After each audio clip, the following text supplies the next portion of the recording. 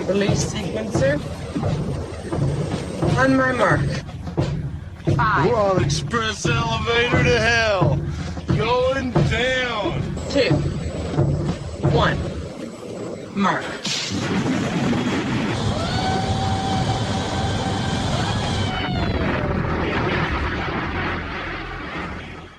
Hello, everyone. My name is Mark, a.k.a. Derringer. Today is Sunday, May 24th, and you are listening to episode 262 of the Instant Action Podcast, your weekly source for Planetside news and information.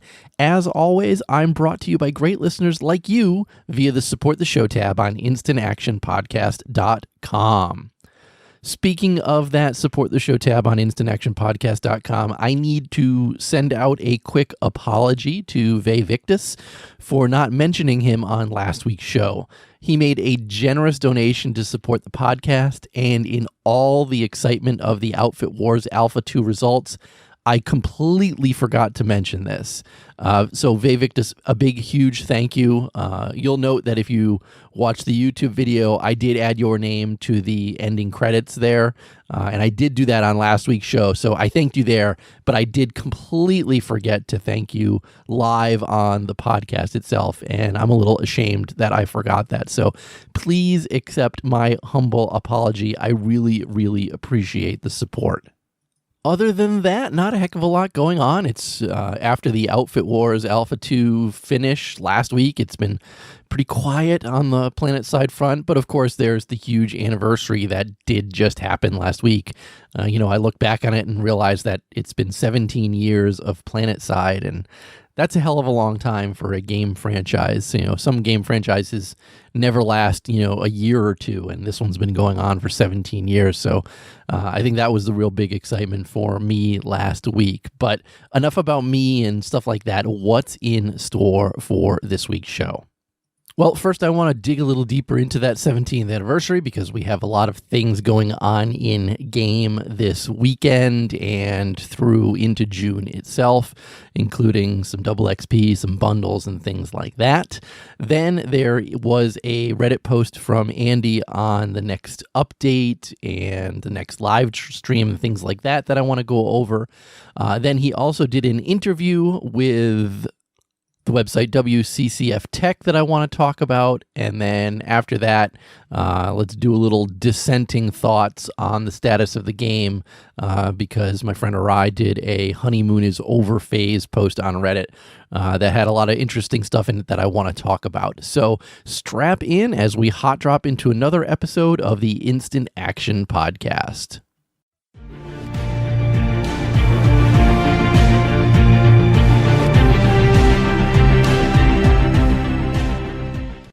So first up, like I said, it is Planetside's 17th anniversary. So that's, again, like I said at the beginning of the show, that's friggin' huge that a game franchise has been going on this long. And when I think Planetside, I don't think of, the huge franchises like, let's say, Mario Brothers or Halo or Battlefield or Call of Duty, some of those that have been going on for that people think are just huge, but Planetside is as big as a lot of those in longevity. So they do need that recognition that they get from having a franchise going on for 17 years.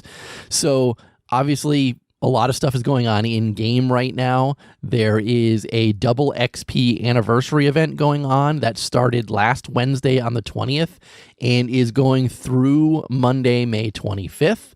So most of you guys are listening to the show on 25th, Memorial Day. I know in the U.S., we've all got the day off. A lot of us have the day off. So hopefully a lot of you will dive into Planetside 2 and take advantage of that double XP. And again, it's going to expire on 11:59 p.m. Pacific on Monday, May 25th. So if you're home doing nothing all day on Monday because you can't go to a Memorial Day cookout or whatever, you can certainly be playing Planetside 2. Now, also, they're having a Memorial Day sale.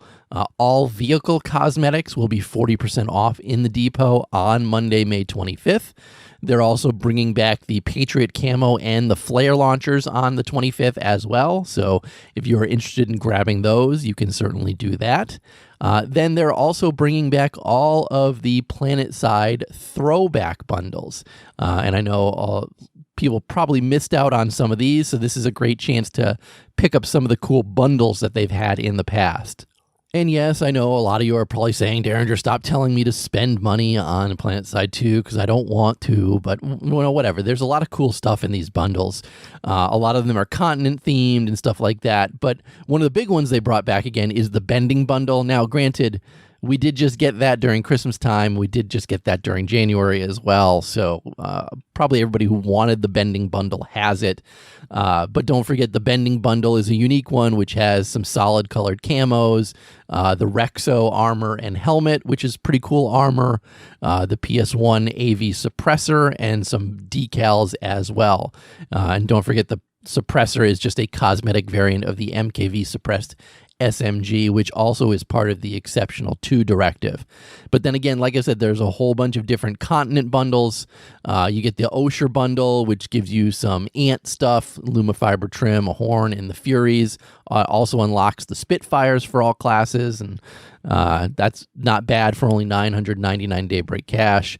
The Serous Bundle has some Liberator stuff built into it, including the Lumifiber trim, a horn, the Duster, and you can also unlock the NSR3 Swarm.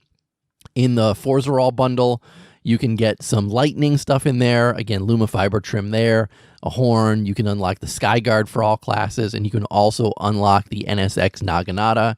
In the Sizor Bundle, you can unlock some Valkyrie stuff, again, Lumifiber, a horn, the VLG missiles, and you can also unlock the NS-45 pilot pistol. In the Solcer Bundle, this is all Harasser stuff, where you can get the Lumifiber trim, a horn, you can get the Walker for all the Harassers, and for a gun, you can unlock the NSX Yumi. In the Serration Bundle, you can unlock Flash cosmetics, including the Lumifiber for the Flash, a horn. You can also get the Basilisk for all of them. And for the gun, you can unlock the NS-11C. There is a note on this one that it's only available for the PC. I'm not exactly sure why, because the PS4 at this point should have all of those things. But again, it does say it's only available for PC. Moving on to the Ishindar Bundle. This has a bunch of Sunderer stuff. Again, the Lumifiber and a horn, but it also does give Bulldogs for the front, Walkers for the rear, and you can unlock the NSX Tomoe for a gun. Again, this one's also only available for PC. And then the final bundle is the Sanctuary Bundle. You can unlock some Stripe camo for your character. You can unlock some Galaxy stuff, including, again, Lumifiber and a horn. But you can also get the Pelters for the left and right. And for the gun, you can unlock the NS-15M1.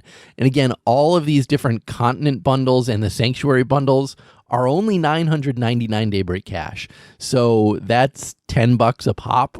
If you were ever looking to kind of deck out a vehicle in one go, whether it's the Ant, the Liberator, the Lightning, the Valkyrie, the Harasser, the Flash, or Sunder, or the Galaxy, this is a quick way to unlock a lot of stuff. And again, you're unlocking this on every faction, especially the weapons, so it's certainly not a bad deal if you're looking to quickly unlock a bunch of stuff for a vehicle, especially like Galaxies or Sunderers. I mean, Bulldogs aren't the best on Sunderers right now, but not bad to have a weapon option, and the Walker in the rear is not too bad for the Sunderer itself. So again, there's a whole bunch of bundles that are going to be available or are available for purchase within game. And the good thing about the bundles, unlike the anniversary event and the Memorial Day sale, these are available all the way through Sunday, June 1st. So you definitely, Sunday, June 7th. So you definitely have 1-2 weeks at this point to grab all these throwback bundles that are in the depot right now. And again, at a $10 value for each of these, it's worth way more than $10 for each of them. So well worth your money if you're looking to throw a little bit at Planetside 2 and the developers themselves. But with that, let's move on to our second topic this week about some news from Andy.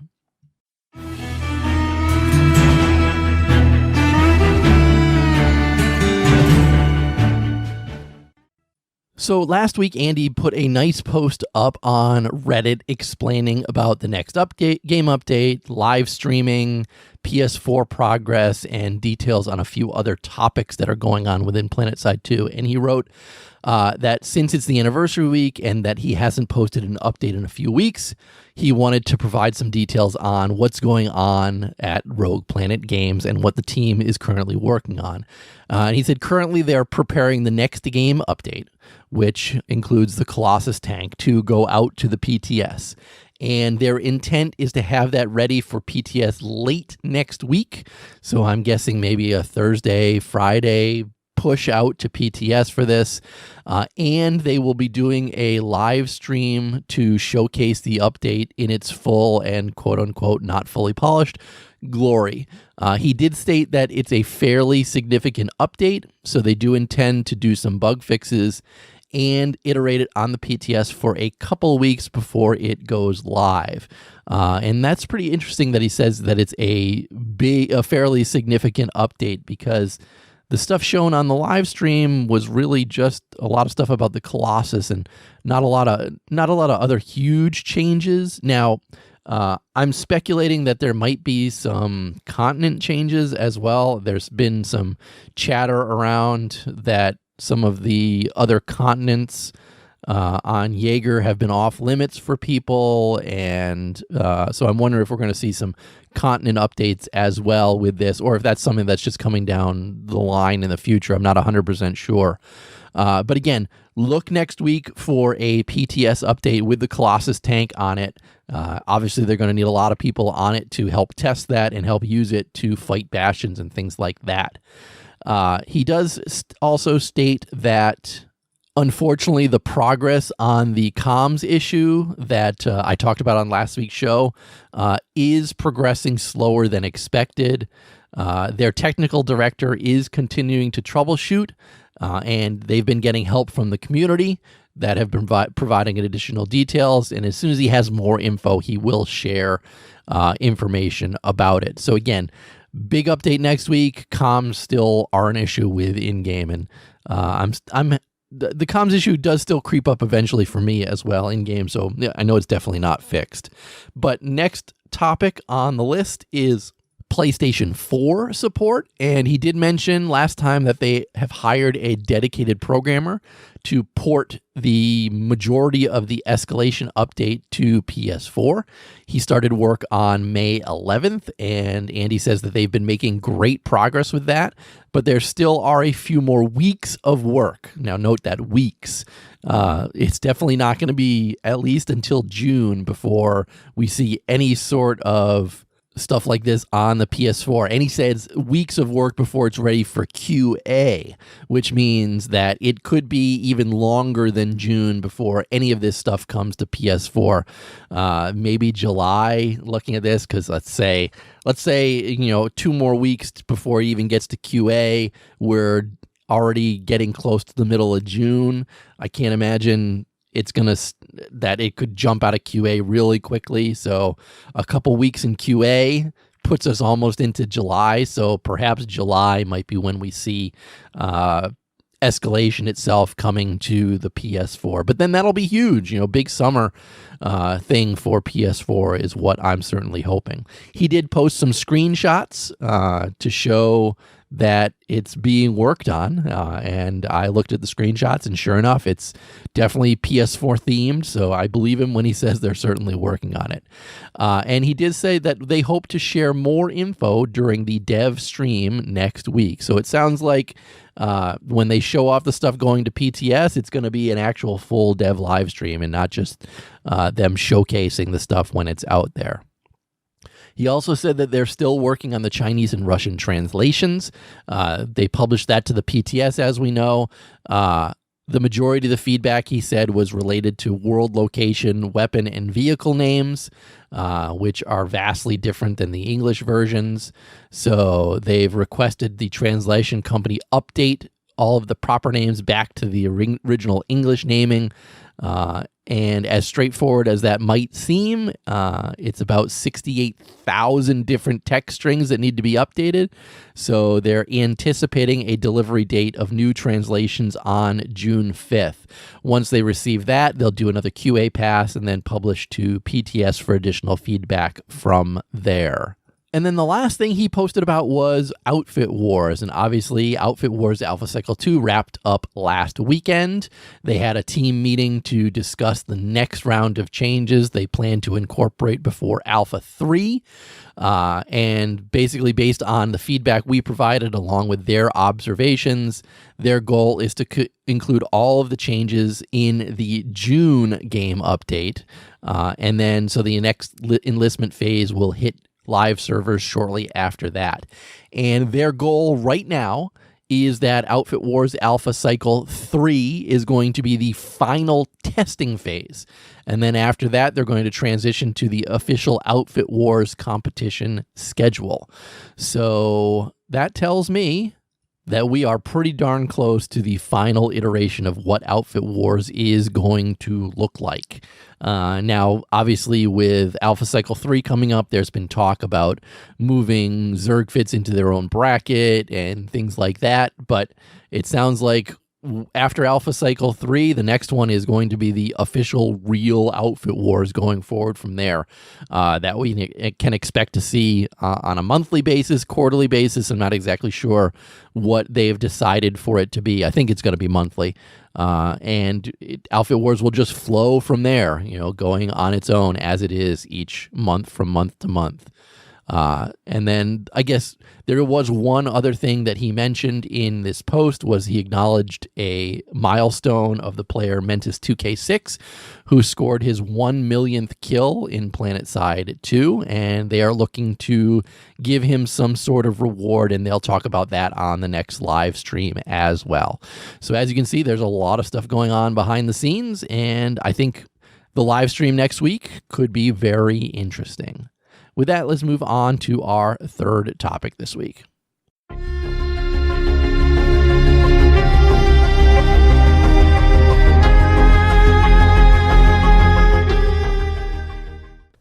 So third up this week, like I said at the beginning of the show, Andy did an interview with WCCFtech.com about Planetside 2. He did it just before the Planetside anniversary.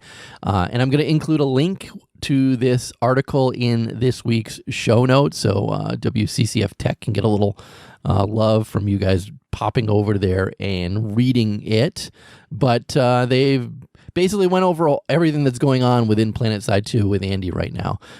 They also talked a bit, interestingly enough, about Planetside Arena and basically the downfall of Planetside Arena and moving everything back over into Planetside 2. Obviously, not a lot of stuff was gone into it, but, Andy did state that they originally started very modestly with Planetside Arena, but then it scaled up really quickly. And then when everything rolled out, he felt that it all rolled out a little too fast. And it was the wrong decision at that time because of so many Battle Royale games that were out there. But that they did do a lot of technical improvements, added a lot of unique gameplay, and stuff that can be ported over into Planetside 2 as well. So even though Planetside Arena is deemed as a failure, there are some some pluses to it as well. They also talked about their excitement of going back into Planetside 2, and stuff like that. And then after answering some other Outfit Wars related questions, they did some, community type questions as well. Somebody asked about secret developer outfits and if they, can interfere with gameplay, and Andy obviously shut that one down. There was also a question about optimization, if there's any plans of doing optimization in the game. And he again reiterated that a lot of the Planetside Arena engine overhaul and changes like that all came to Planetside 2. So even though they're not really looking on doing any other huge optimization in-game, there obviously some stuff going on behind the scenes. Somebody asked about DirectX 12, and they said, obviously they can't confirm they are or deny they aren't They're always looking at ways to continue advancing and improving the game engine itself. They talked about some PS4 stuff and how potentially PS5 is obviously on the horizon, and he did say that while newer hardware will benefit them, they're not ready at this point to announce any PlayStation 5 development at this time. So that kind of shut that one down. But honestly, I expect if they're on PlayStation 4, why wouldn't they go to PlayStation 5? Especially if PlayStation 5 plays PS4 stuff on it, which is what I understanding is going to happen. Then they moved on to talking about the new continent of Osher. And this is the one question I want to zoom in on most, because a lot of people are asking about the status of Osher in game itself. And they're also a lot of people are asking me what my thoughts are on when Osher might be coming. So the official response from Andy regarding this is, the question was, what about the new continent Osher? Is that still in the cards? And his direct or exact response was, I can say that it's not dead. That was a continent that had been discussed over the last year and a half. And I think in one of the last dev streams that we had, we indicated that it's been on hold. I can say that while I don't have any additional details to share, it's not dead. So there's your official response to the status of Osher within the game itself. They don't have any additional details to share, but it is not dead yet. So anybody thinking that June is going to be an Osher update, that certainly seems like that is not going to be the case. But other than that, it was a decent little interview. If you're definitely curious about it, I'll include a link to this, and you should go check it out and actually read through all the responses that he put on it. But with that, let's move on to our fourth and final topic this week.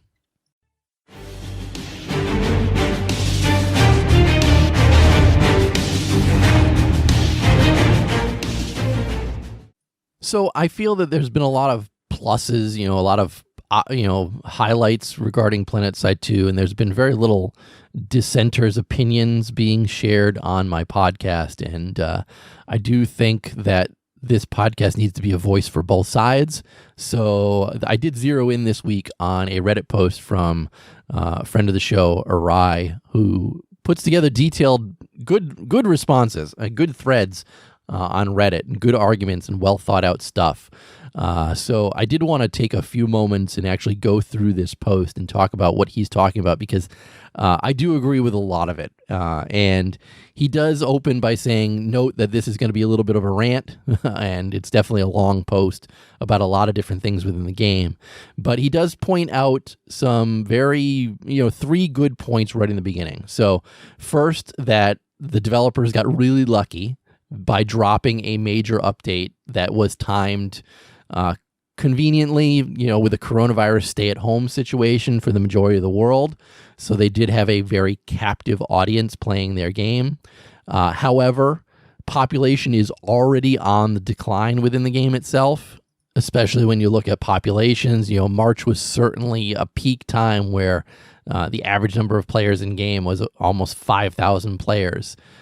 April, little over 4,100. So there's definitely been a decline in the player base. And if you look at the last 30 days, even more of a decline from there. So the shine is certainly starting to come off a little bit regarding this. And the third point that Ari makes is that, while there's a lot of gameplay elements being added to the game, some of them are anti-fun and detrimental to game experience in the long haul. And he does go in to talk about some of these. The first one is about bastions themselves. And bastions have added a lot of... when bastions first were launched, I was very pro-bastion. Something really cool in game. Something that we didn't expect to see dropped into the game itself. Being able to craft them, being able to bring them into the game. That was really cool. But now we're getting to the point where bastions are an everyday occurrence. Every time I play Planetside 2, there's at least one bastion in the sky. So they're definitely out there. They're definitely in game. They're not as rare as they were when the update itself originally launched. And there's definitely some stuff going on with bastions that probably needs to be changed. Obviously, they're being used for low effort farming.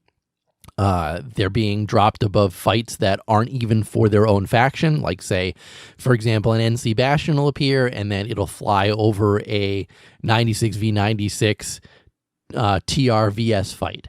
Used obviously for farming that fight because there's no friendlies there.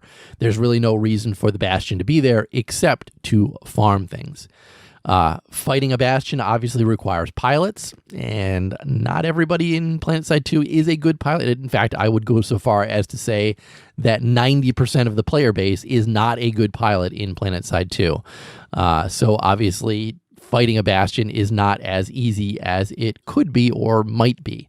Also, fighting a Bastion, you're dealing with free and disposable aircraft, which is tough to fight against, especially when you're an attacker that is confined by nanite resources. Next, with Bastion, the weak points aren't even that weak, when you're actually looking at it.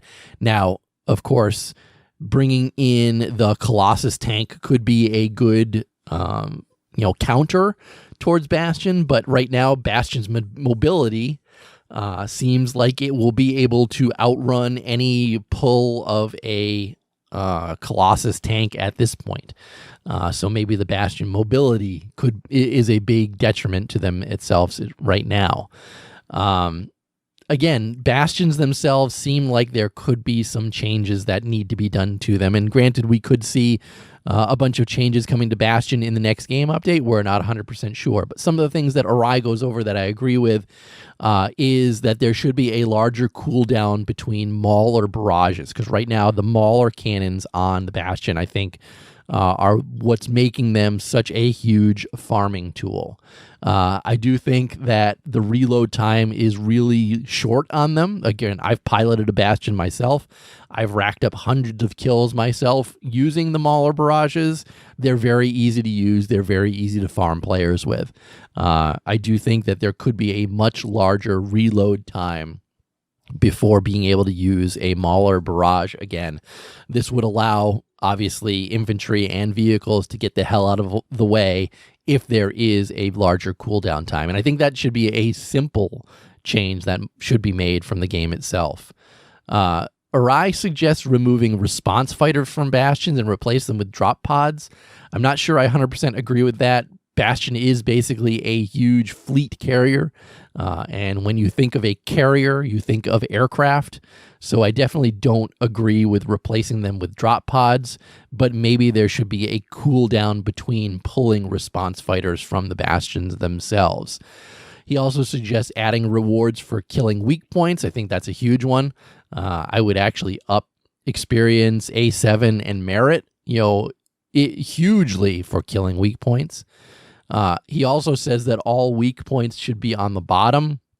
I think the majority of the weak points should be on the bottom, but I think removing it 100% and moving everything to the bottom is not the best response to that. But I think more of them should be positioned on the bottom and then make it easier for vehicles to damage these bottom points. Again, with the Colossus tank coming out, that could make the bottom points destroyed easier, but I still think Bastions can move faster than the Colossus can deal with them.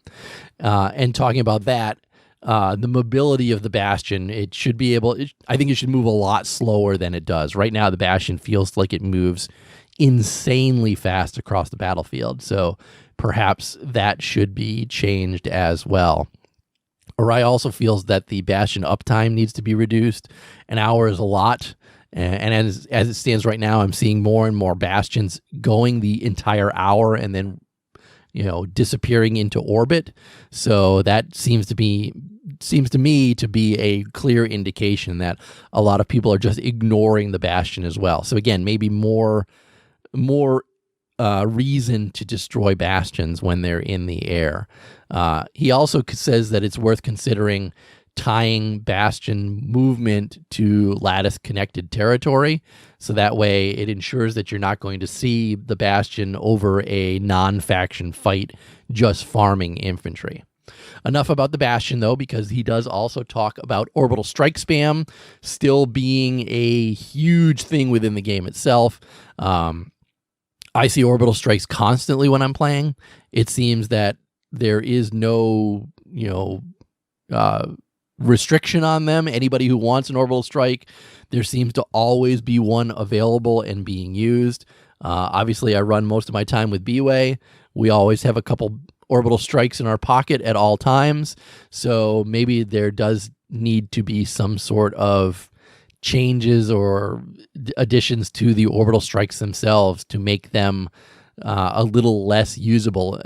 I don't want to say let's go down to just one orbital strike at a time and then you have to craft a new one, but that might be the direction that we need to go regarding orbital strikes. And then the final one is regarding Spitfire side, as he calls it, and routers. Spitfires do need another nerf. There's still far too many of them. And as a result, routers are becoming much more prevalent within the game itself. It's much easier to defend a router with a whole bunch of Spitfire turrets than it was before. And therefore, I'm seeing a lot more routers in the game than I had seen before. So perhaps some other changes that Arai indicates need to be made to Spitfires and routers at this time. Again, I thought this was a well thought out post, well put together. There's a lot of good stuff that I think the devs should listen to and should be reading, because while the game's doing well right now, I'm not going to lie, we are still seeing that decrease in player base as people get bored of the game or moving on to different things. In fact, I saw a post on Reddit this week about, I'm starting to become bored in the game. Am I getting old? Question going out there, which certainly that's not the case, I think, for that particular person. I just think that they need to take a little break from the game and go do something different. But obviously, it certainly doesn't help when there's some stuff that I feel could use some change within the game itself. So again, I'll include a link to this post in the show notes as well. I highly recommend you guys go read through it and respond to it with any comments. And I do think the devs should, if they haven't already, glance through it and see if there's any changes that they could think for the game itself. But with that, let's wrap up this week's show and move on to housekeeping. Hello, housekeeping. Fuck. Sorry, bro. So I got another email this week from Louis, and Louis writes, I have really wanted the Zephyr PX for years now. I believe it was a weapon given out with the NVIDIA promotion back in the day. I wonder if it was something they have a contract with NVIDIA with, or if it's something they could pull back out and give away. So as I was thinking, what if they made another directive line called Vehicle Master, where after you entirely complete 5 vehicle directives, you get the Zephyr PX. This is something they could do with all the directive categories to give you something a bit harder to gun for. I was also wondering why we don't have more vehicle weapon variations in-game. I'm guessing they don't sell as well as infantry weapons. We have the Zephyr PX and a Halberd SE. Anything else? Throw me some more, DBG. I'll buy the shit out of them. Give me some Mag Rider variants, a PPA variant, etc. Throw in enough new ones and make a specialty directive for vehicles. Even if it's just a reticle change or cosmetic, just take my money. When I first started playing Planetside 2, I used to just play my favorite weapons. Now I'm the opposite, and I tend to lean toward only weapons that I need in a directive or haven't Araxiumed yet. Progressing something keeps me playing and something to shoot for. Major props to whomever thought up directives back in the day. It's one of my favorite additions to Planetside 2. Stay safe, Louis. Louis, I disagree with you on the Zephyr PHX, and I hate to say that I disagree with you, but this is what I'm going to say. The Zephyr PX was something with the NVIDIA promo. Also, the special circuit board camo was something with the NVIDIA promo as well. This is much like my thoughts regarding the SOE Live camo and things like that within the game itself. These were something back in the day that very few people had access to, and they are unique within the game, and I like that they are unique within the game. If they were to start offering my special SOE Live camo to everybody within the game, that would disappoint me, and I would run it less than I currently do. I use the dollar bill camo on everything, and I run it on everything because I feel unique doing it, and I like feeling unique for getting something unique within the game itself. And I think giving people access to the Zephyr PX or circuit camo or whatever would take a little bit away from those people who have been playing the game for as long as they have and got stuff like that. I understand where you're coming from, though. I don't want to shoot you down 100%. I get it. You want access to something that maybe you missed out on the beginning, and you're willing to throw money at it and something like that. But I love the uniqueness of things like that in game, and I like feeling special in game for having played it as long as I have. And I hate for somebody else to have that taken away from them. I was always worried that they were going to throw that knife that we got for going to SOE Live to everybody. I mean, they threw it to everybody on the PS4, but I'm still glad that they haven't given it to everybody on PlayStation 2, on Planetside 2. And I maybe I'm just feeling, douchey or elitist for wanting to leave things the way they are, but sorry, that's just kind of the way I feel. I do, however, wish they had some more variants within the game itself. We usually see variants like that pop up during the anniversary, not the anniversary, but the anniversary, the Planetside 2 anniversary bundles that come out every year in November, and then are available during Christmas time. That's when a lot of those weapon variations come into the game itself. Hopefully this year we could see some new ones. We got, like you said, there's the Halberd SE, but there haven't been many other vehicle weapon variations that we should see perhaps in the future itself. And I'm glad you're enjoying the directives. I know a lot of people don't like them, so it's good to hear when somebody does like them. But as always, Louis, thank you for that email. All right, that's going to be it for this week's show. As always, how can you get in touch with me or the show itself? Well, your first stop should be my website, which, as I said at the beginning, is www.instantactionpodcast.com. You can email me like Louis did, and I'll read and respond to your email on the show. It's instantactionshow@gmail.com. And you should always follow the show on Twitter @instactpodcast. But in closing, if you've enjoyed the show, please leave me a review on your podcast listening avenue of choice, whether it's iTunes, Stitcher, Google Play, or anywhere else. Also, feel free to tell your friends and outfit mates about the show. But finally, thanks for listening, and keep spamming that join combat, formerly known as Instant Action button. Derringer out.